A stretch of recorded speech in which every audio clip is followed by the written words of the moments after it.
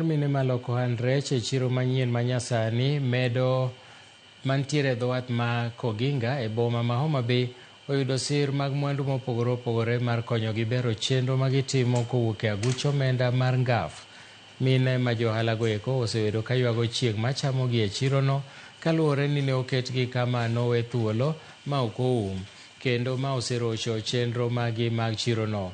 Jaod bura ma kauntino Dr. Joyce Osogo Bensouda e kinde romo mare gi minego okoni siro johala matindo en achiel kuom ajenda 10 ma en godo e bero ngima oganda.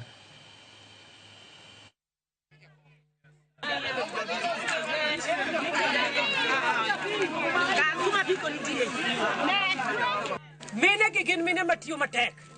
Gine e sekta mar rech, omena, gochonga, alot gi nyanya, giuso nyaka lote ma kienyeji. Yes. Omiyo an ne giyiera gi kura modhuro.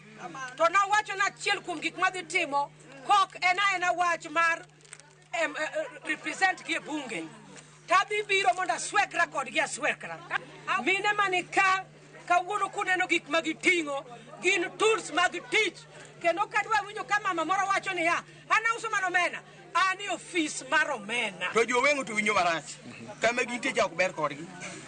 Kacha kop goyogi, chieng' ber rieny kuomgi ka gitimo. Konwa kwayo nya Yesu ni konynwa mine ka hinyore. Koka godhiambo koro ka ginyalo megda gidhiu. Gigi dhi konyowa nikech chieng' ne chamowa kama wause wan gi kitendgiwa.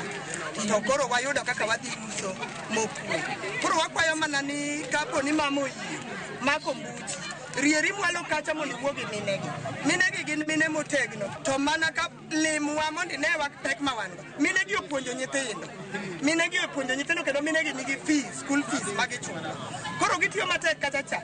Koro konywa gerwa mondo wachung' malo, wayud kaka wanyalo timore nade, kaka wanyalo loko mondo nyithindewa odhi sikul.